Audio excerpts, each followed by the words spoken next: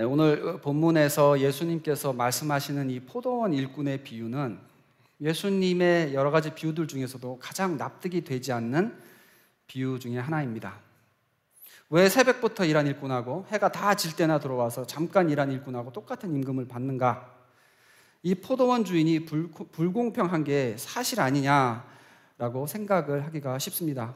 사실 비유라는 것이요, 예수님께서 이렇게 비유로 늘 말씀하시는 이유가 그 속에 담겨진 메시지를 전달하되 듣는 청중들을 스토리에 몰입시키고 쭉 따라오게 하다가 끝에 가서 기대하지 못했던 반전을 던짐으로써 충격을 주기 위한 목적을 두고 있습니다. 그래서 예수님은 이런 비유를 통해서 그 속에 담긴 교훈이 우리 머릿속에 오래 남도록 하셨습니다. 그렇기 때문에 오늘 본문 말씀처럼 이게 말이 되냐, 참 납득이 안 된다라는 충격이 클수록 사실은 그 속에 담겨있는 교훈이 그만큼 더 중요하고 분명하게 이해해야 할 필요가 있는 것입니다. 특히 우리 마태복음 30에서 말씀드렸던 것처럼, 정말 오래된 이야기라서 여러분 기억을 못하시겠지만 마태복음 30에서 이런 이야기를 나눴습니다. 이 마태복음에는 구약적 사고방식에 매여 있었던 유대인들의 오해들을 깨트리는 그런 충격적인 내용들로 가득 차 있다는 것입니다. 일부러 그래서 조금 더 충격적이고 좀 더 반전의 메시지가 담겨진 사건들이 마태복음 속에 많이 있다는 것이죠. 오늘날에도 사실 복음을 들을 때는 똑같은 반응들이 일어납니다. 복음의 메시지는 항상 세상의 상식에 익숙하게 젖어 있는 사람들일수록 더 큰 충격을 겪게 됩니다. 이 포도원 일꾼들의 비유는요, 많이 일을 했으면 많이 받는 것이 정당하고 적게 일을 했으면 적게 받는 것이 맞지라고 여기는 매우 계산적이고 논리적인 현대인들에게는 더 큰 충격이 되는 것입니다. 그런 시대에 우리에게 하나님은 어떤 분이신지, 하나님은 우리를 어떻게 사랑하시고 어떻게 구원하시는지에 대한 매우 중요한 교훈을 이 속에 담고 있는 것입니다. 오늘 이 비유 속에 담겨진 이 교훈들을 함께 생각해 보기를 원합니다. 자, 첫 번째로 이 비유 속에 등장하는 빈둥거리고 서 있는 사람들이 바로 우리였다라는 것을 함께 생각해 보기를 원합니다. 빈둥거리고 서 있던 일꾼들이 바로 우리입니다. 자, 요즘은 제가 잘 모르겠는데요, 예전에 보면은 그 소셜 시큐리티 오피스 같은 시에서 운영하는 건물 앞에 아침에 일찍 가보면요, 거기서 아주 아침 일찍부터 와가지고 서성거리고 있는 사람들이 있었습니다. 그래서 제가 저 사람들이 뭐 하는 사람들인가 했는데 알고 보니까는 일거리가 없어서 누가 와서 그날 당일치기 일이라도 좀 고용을 해주기를 바라고 거기 서서 그렇게 기다리고 있는 거래요. 그래서 친구한테 들은 얘기인데, 자기는 그 집에 큰 가구를 옮겨야 된다든가 아니면 무슨 뒷마당에 땅을 파야 되는 이러한 노동 인력이 필요할 때는 거기 가서 그 자리에서 그 사람들한테 100불 줄 테니까는 이런 일 하러 올래? 이런 일을 할 수 있어? 이런 식으로 딜을 해가지고 그 자리에서 캐시로 임금을 정하고 그분들을 데려와서 2명, 3명씩 이렇게 노동을 썼다고 그렇게 얘기를 합니다. 그분들은 그날 하루 누가 그런 일이라도 시켜주면은 100불 벌어서 집에 가는 것이고, 아니면은 아무도 불러주지 않으면 그냥 하루 또 공치는 것이죠. 그런 분들이 매일 가면은 그렇게 건물 앞에 이렇게 서서 있는 사람들이 수두룩하게 있었어요. 그래서 누가 와가지고 사람을 이제 채용을 하려고 이렇게 다가오면은 막 서로 자기가 가고 싶어가지고 막 웅성웅성하고, 그러다가 못 가게 되면 그냥 뭐 하염없이 한번 반나절 정도 기다리고 있다가 그러고 돌아가는 거였죠. 대부분 뭐 영주권이 없다던가 아니면 혹은 최근에 갑자기 직장을 잃어가지고 당장 뭘 해서라도 하루 벌어야지 되는 그러한 형편에 있는 사람들이었습니다. 안타까운 상황을 겪고 있는 분들이시죠. 제가 오늘 이 본문을 읽으면서 그분들이 생각이 났었어요. 일꾼들이 포도원 주인을 만나기 전에는 일거리가 없어서 장터에서 빈둥거리고 서 있었다라고 말씀을 하십니다. 이 비유를 통해서 예수님께서 가르치고자 하시는 교훈이 뭔가, 이걸 우리가 잘 이해하려면 제일 먼저 이 일꾼들이 주인을 만나기 전에는 일거리가 없어서 빈둥거리고 놀고 있었던 사람이었다는 것을 주목해야 할 필요가 있습니다. 이 사람들이 막 엄청 좋은 직장에서 커리어를 쌓아가고 있다가 그것을 포기하고 포도농장에 와서 일을 해야 되겠다라고 결정한 사람들이 아니었다는 것이죠. 일거리가 없으면 빈손으로 집으로 돌아가야 했고, 그날 저녁은 온 가족이 굶어야 할지도 모르는 형편에 있던 사람들이었습니다. 여러분, 우리가 구원을 받고 예수 위에 살도록 부르심을 받은 것은요, 우리가 하나님과 어떤 딜을 해서 보니까 이 길로 가는 게 다른 길로 가는 것보다 나은 것 같다 싶어서 내가 선택해서 예수를 믿게 된 게 아닙니다. 근데 간혹 보면은 그런 오해를 하시는 분들이 꽤 많으신 것 같아요. 내가 엄청난 걸 포기하고 예수님을 선택한 것처럼 착각을 합니다. 하지만 현실은 그게 아닙니다. 우리가 예수님을 만나기 전에는 사탄의 노예로 살다가 지옥으로 가게 될 불쌍한 인생들이었습니다.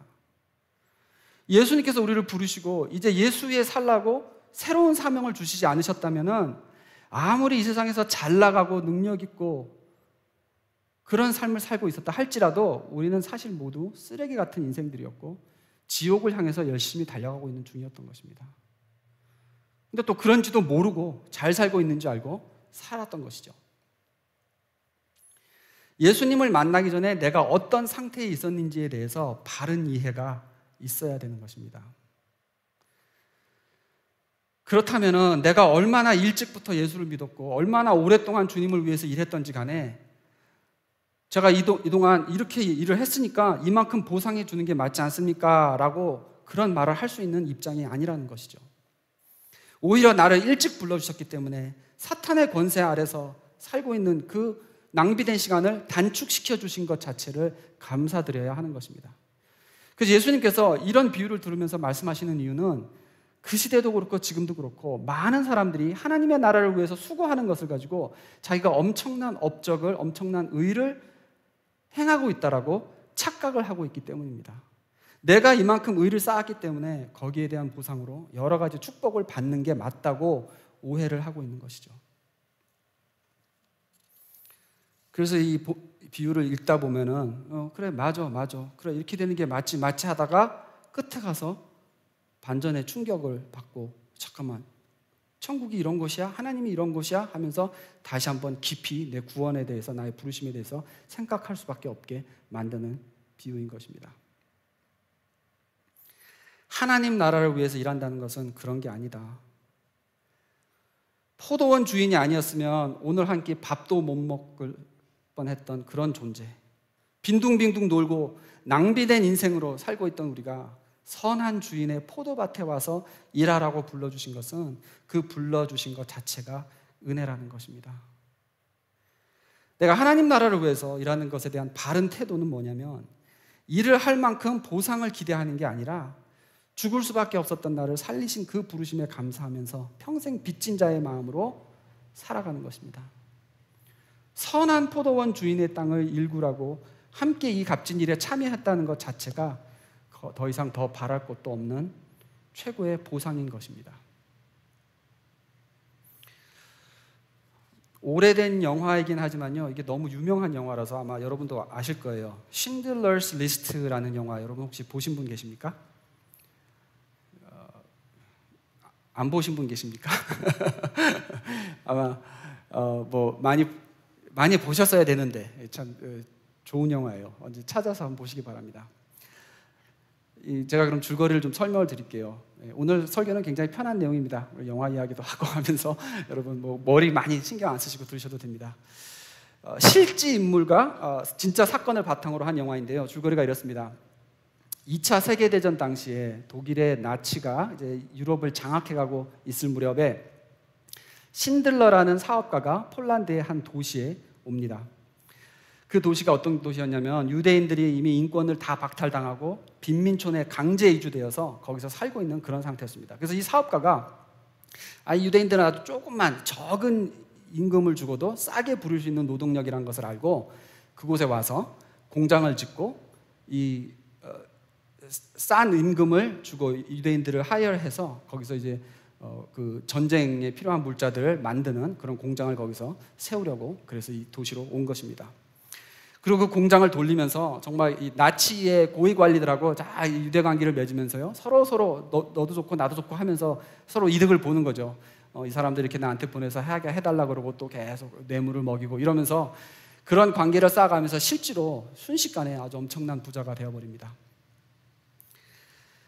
그랬는데 이 2차 대전이 점점 그 전쟁의 후반부로 지나가면서 나치의 만행들이 갈수록 점점 더 잔혹해졌고, 또 정말 유대인들의 생명을 벌레만 또 못하게 취급당하는 것을 이 신들러가 자주 목격을 하게 됩니다. 그러면서 마음에 갈등을 하기 시작을 해요. 그래서 결국에 그는 그 강제 수용소, 아슈위츠라고 하죠. 강제 수용소로 끌려가서 학살당하게 될 유대인들을 자기 공장에 꼭 필요한 노동자라고 하면서 빼돌리기 시작을 합니다. 그러기 위해서 계속해서 고위 관리들에게 뇌물을 주고, 사실은 공장은 더 이상 이제 바쁘게 돌아가지도 않아요. 계속 이제 전세가 기울기 시작하고, 그런 상황에서 유대인들을 더 살리겠다는 목적으로 계속해서 유대인들을 고용을 하는 것입니다. 결국엔 자기가 가진 돈을 다 뇌물에 쓰느라고 다 쓰게 되고, 고용인들을 데려와서 먹이고 재우고 하다가 재산이 완전히 바닥이 나버립니다. 근데 그렇게 해서 강제 수용소로 보내질 사람들을 빼돌려서 살려낸 유대인들의 수가 자그마치 1,100명이었다고 합니다. 저는 이 영화를 극장에 가서 봤었는데요, 지금도 가장 기억에 남는 장면이 하나 있습니다. 끝부분에 가서 이제 연합군이 유럽의 그 영토를 다시 다 되찾게 되고 독일은 항복을 합니다. 근데 그 무렵에 이 쉰들러의 공장은 완전히 망하고 빈털터리가 된 상태였습니다. 그리고 또 이제 상황이 뒤집혔기 때문에 연합군이 폴란드로 들어오면 쉰들러는 그동안 나치와 손을 잡고 공장을 돌렸던 사람으로서 이제 잡혀가고 큰일 나게 된 상황이 돼서 도망을 가야 되게 됐어요. 그래서 밤에 조용히 도망을 가려고 하고 있는데, 그때까지 공장에서 일하던 유대인들이 다 몰려와가지고 고맙다고 인사를 하면서 문서를 하나 전해줍니다. 거기 뭐라고 적혀 있냐면, 이 신들러라는 사람은 수많은 유대인들을 학살로부터 건져낸 사람이다라고 설명을 하고, 그 유대인들이 다 거기다 자기 이름을 서명을 했습니다. 그러니까 혹시 도망을 가다가 잡혀서, 연합군에게 잡혀서 난처하게 되면 그때 이 문서를 보여주고 살아나기를 바라고 그런 문서를 만들어준 거죠. 그리고 그 없는 가운데서 그 금리발을 뽑아가지고 이렇게 감사하다는 표시로 반지를 하나 만들어서 주고 하는 그런 장면이 나옵니다. 근데 그때 이 쉰들러가 갑자기 막 울면서, 그동안 내가 한 명이라도 더 살리지 못한 것에 대해서 너무 안타까워합니다. 내가 이 자동차를, 오늘 도망가려고 준비한 이 자동차를 왜 아직까지 갖고 있나? 내가 왜 이 비싼 수트를 아직까지 입고 있나? 왜 이 반지를 내가 아직까지 갖고 있나? 이거 다 팔았으면 10명이 더 살았을 텐데, 5명이 더 살았을 텐데. 그러면서 더 구하지 못했던 생명을 안타까워하면서 거기서 막 통곡을 하면서 우는 장면이 나와요. 저는 이 포도원의 일꾼의 비유를 읽으면서 그 쉰들러의 리스트에 적혀 있었던 유대인들을 생각해 보게 되었습니다. 쉰들러의 공장에 채용되지 못했으면 나치의 그 강제 수용소에 끌려가서 짐승만도 못한 대우를 받다가 굶어서 죽던지 가스실에 끌려가서 학살되었든지 그렇게 되고 말았을 유대인들이었습니다. 근데 그런 사람들을 살려내기 위해서 이 신들러라는 사람이 자기 재산을 다 버리고 도망자의 신세가 되기까지 희생을 했던 것입니다. 자, 그런 상황이라면 그 공장에서 일했던 사람들이 1년을 일한 사람과 한 달을 일한 사람의 임금을 가지고 뭐 좀 차이가 난다고 불평을 하고 신들러한테 항의를 할 수가 있었을까요? 그럴 수 없었겠죠. 그 사람들은 그 공장에서 일하고 있는 것이 곧 구원의 역사였고, 1년을 일했던, 하루를 일했던, 죽지 않고 일용할 양식을 공급받으며 살아왔던 그 시간이 그 생명의 연장의 시간이었던 것입니다. 그게 여러분과 저의 지금 현 상태라는 것이죠. 지금 하나님 나라를 위해서 살고 있는 것 그 자체가 은혜이고, 내가 일하는 공장의 주인이 예수님이시라는 것 자체가 최고의 보상인 것입니다. 그리고 그분은 그 보상을 나에게 주시기 위해서 이미 모든 것을 다 허락하신 분이시라는 겁니다.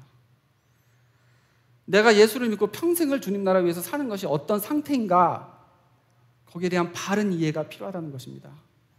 내가 열심히 여기서 일한 거에 대해서 하나님께 보상을 기대할 입장은 아니라는 것입니다. 주셔도 감사하고 안 주셔도 감사하지 얼마를 주실 건지를 계수할 입장이 아닌 것이죠. 공장 밖에서 지금도 소리 없이 사라져가고 어디 가서 어떻게 죽을지 모르는 저 사람들이 매일매일 보고 있는데, 나도 저들 중에 하나였을 텐데 그렇다면은 내가 지금 선한 목자 예수를 위해서 일하고 있다는 것 자체가 한없는 은혜이구나 감사하며 하루하루를 살아갈 수밖에 없다는 것입니다. 하루 일하는 것보다 1년을 일했다면 그것이 더 큰 은혜인 것이고, 어렸을 때부터 내가 주님 나라 위해서 수고하고 살았다면 그거보다 더 복된 은혜가 없는 것입니다. 이미 모든 것을 이 땅에서 보상을 받은 삶이라는 것입니다. 여러분, 그래서 주님 나라 위해서 여러분이 일하는 것을 절대 업적이라고 생각하지 마십시오. 주님 나라 위해서 희생하는 것을 희생이라고 생각하지 마십시오. 우리는 모두 쉰들러의 리스트처럼 생명책에 이름이 적혀 있다는 것 자체가 우리가 더 이상 바랄 수 없는 최고의 보상인 것입니다. 그게 우리가 생각해야 할 일꾼의 입장인 것입니다. 네. 자, 그러면 그 다음에 생각해 보고 싶은 것은 이 포도원 주인 하나님의 입장을 좀 생각을 해보기 원합니다. 왜 하나님은 이렇게 다 다르게 일한 사람들을 굳이 이렇게 같은 임금을 주셔야 하는 것일까? 그냥 조금만 차이 나게 했었어도 이 사람들이 그렇게 불평하지 않았을 텐데. 이 점에 대해서 가장 쉬운 설명은요, 한국 속담에 10손가락 깨물어서 안 아픈 손가락 없다라는 말을 우리가 잘 이해하면은 사실 설명이 된다고 봅니다. 그 속담의 뜻이 무엇이죠? 만약에 부모한테 자식이 10명이 있는데 그 중에 누가 아프거나 고생을 하면은 부모 마음은 누구 할 것 없이 다 불쌍하고 마음이 아프기는 어느 자식이나 다 똑같다는 뜻이죠. 근데 이 말을 솔직히 말해서 자녀를 여럿 가진 부모님들은 쉽게 이해하실 거예요. 근데 자녀가 없는 분들은 잘 그렇게 받아들여지지가 않습니다. 오히려 형제들 사이에 보면은 나는 맨날 엄마 말 잘 듣고 누나는 형은 저러는데 왜 엄마는 저렇게 똑같이 대우해주나, 이게 불평이 쌓이는 경우가 오히려 더 많은 것이죠. 근데 자식을 열어두고 키워보신 부모님들은 마저 하고 끄떡거리는 내용입니다. 왜 그럴까요? 왜 보통 사람들은 이것을 잘 이해를 못하는데 부모님들은 그것을 공감할 수가 있을까요?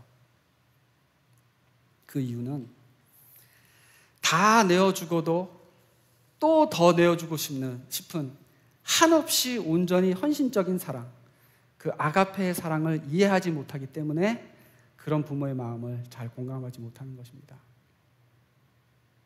무슨 말이냐면요, 내가 잘해주면 너도 잘해주는 게 옳지라는 그런 이익 교환의 관계, give and take의 사랑을 생각한다면 말 안 듣는 아들이 고생을 하는 거 보면 조금 덜 불쌍한 게 사실 맞습니다. 잘 생각해 보시기 바랍니다. 연인 관계도 그렇고 부부 관계도 그렇고 친구 관계에서도 사랑이라는 표현을 쓰고 진정한 사랑이 사실 그 속에도 있습니다. 하지만 그것은 아가페적인 사랑이 아닙니다. 아무리 사랑한다 해도 한쪽만 더 희생하고 다른 쪽은 더 받기만을 바란다면 그 사랑은 분명히 오래 가지를 못합니다. 부부 사이의 사랑은 아가페적인 사랑이 아니라 상호적으로 서로 희생하고 돌보는 사랑입니다.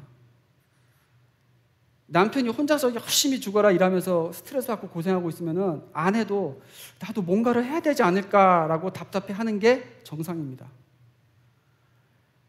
아내가 애를 키우면서 너무너무 힘들어하고 고생을 하고 있으면 남편도 일 끝나고 와서라도 기저귀 가는 것도 배우고 이유식 만드는 것도 배우고 뭔가 좀 하려고 답답해하는 게, 노력하는 게 정상입니다. 서로 돌봐야 되는 사랑이에요. 그런 사이에서는 한쪽만 계속 희생을 하고 있다면 결국에는 오래가지 못하고 문제가 생길 수밖에 없는 것입니다. 왜냐하면 답은 간단합니다. 불공평하거든요. 사랑이라 할지라도 불공평하거든요. 하지만 하나님의 사랑은 일방적으로 주고 더 주고 다 주는 사랑입니다. 그래서 아가페적 사랑은 우리한테 납득이 되지 않는 사랑이에요.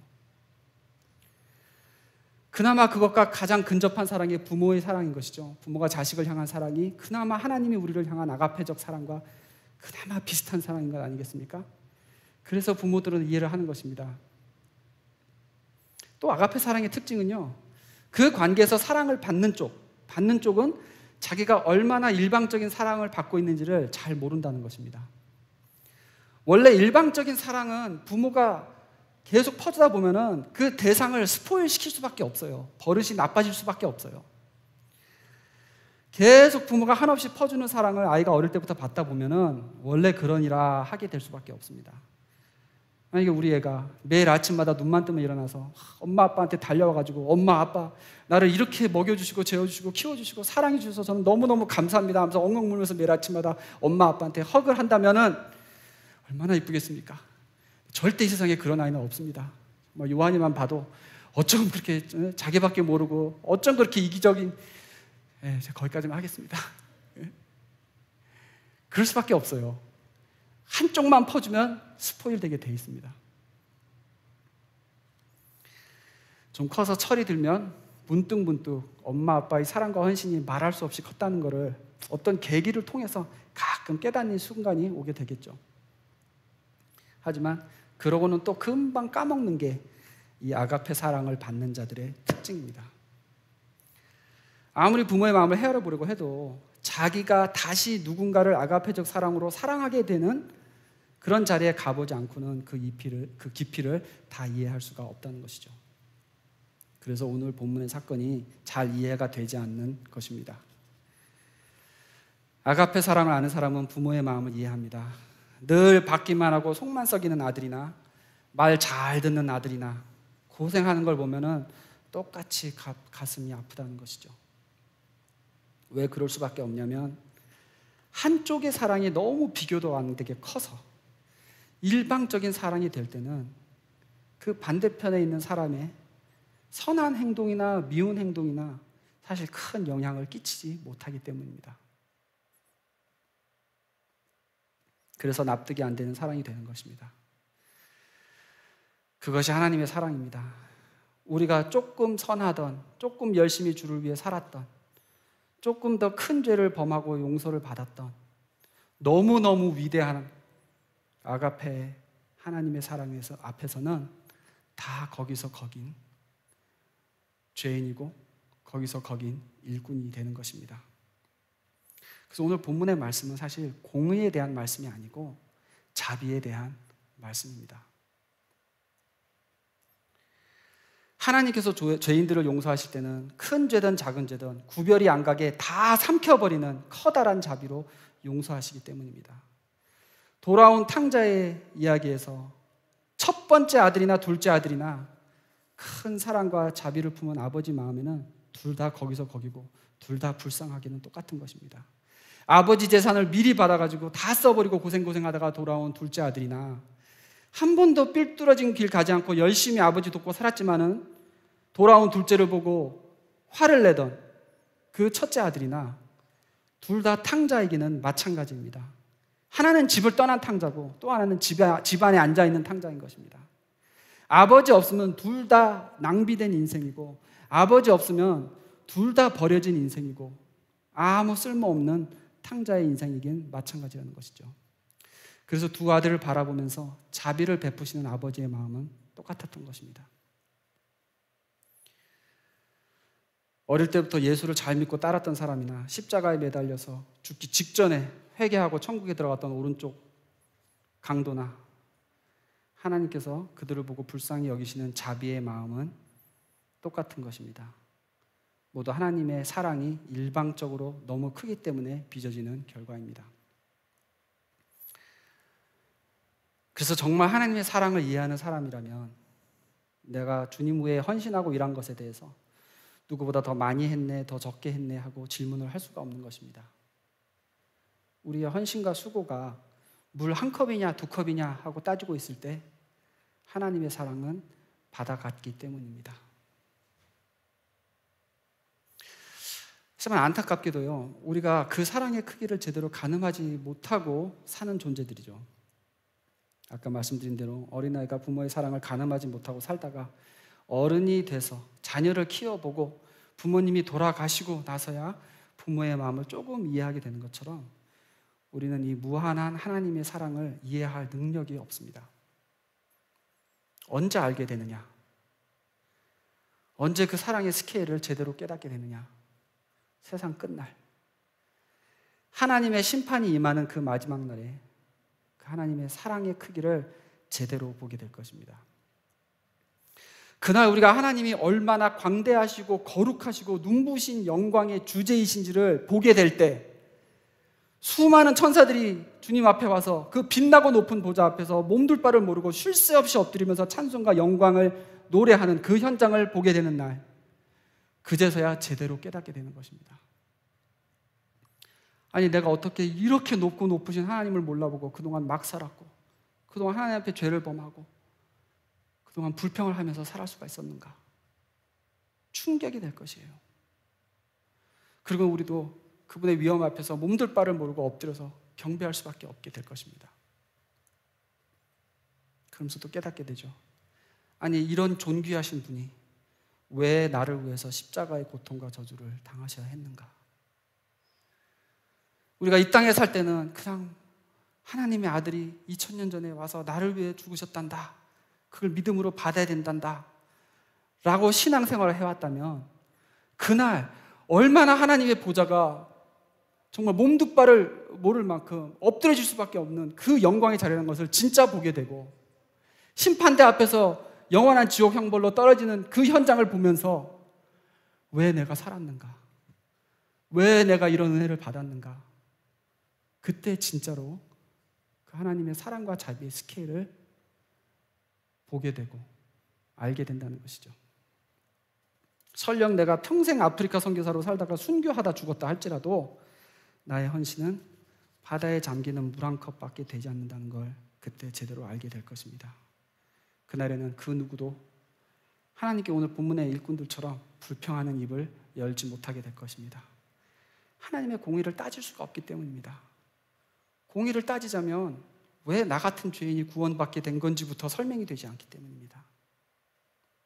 왜 나 같은 죄인 때문에 저런 분이 그런 고난을 겪으셔야 되는지 납득이 되지 않기 때문입니다.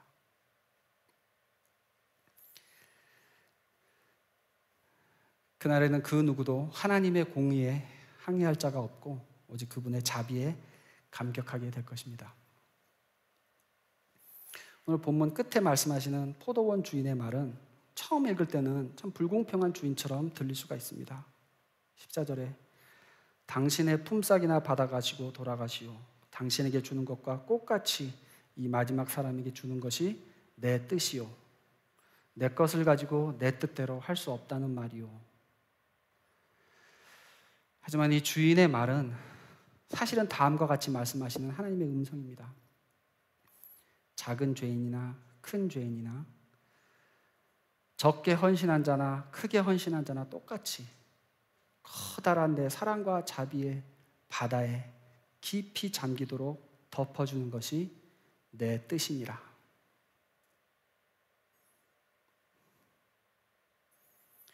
아가페 사랑은 한쪽만 너무 큰 사랑입니다. 그런 사랑이 어떤 건지 모를 때에는 불공평하게 보이는 사랑입니다. 하지만 아가페 사랑은 불공평한 사랑이 아니라 너무 사랑이 커서 모든 죄인들이 그 속에 똑같이 잠겨버리는 사랑입니다. 구원받은 우리는, 구원받은 여러분과 저는 바로 그런 하나님의 사랑에 잠겨진 사람들입니다. 지금은 우리가 희미하게 보여서 알지 못하지만은 그날이 오면 우리의 입술은 내가 무엇을 했더라도 그것을 하나님 앞에 내 의로 드러낼 수가 없다는 게 더욱 분명해지고, 오직 우리의 모든 세포와 나의 의식과 나의 전 몸을 다해서 왜 내가 이런 자비의 대상이 되었는가에 몸둘 바 모르고 경배하게 될 날이 올 것입니다. 여러분, 이 땅에서 경험하는 그 어떤 불공평해 보이는 것들에 대해서 연연하지 마시기 바랍니다. 여러분이 행하신 그 어떤 선한 일을 가지고 내가 거기에 보상을 받아야지라는 생각을 하지 마시기 바랍니다. 하루하루 그날 맞이하게 될 하나님의 사랑에 감격하면서 주를 위해 사시게 되기를 주님의 이름으로 축원합니다. 기도하시겠습니다.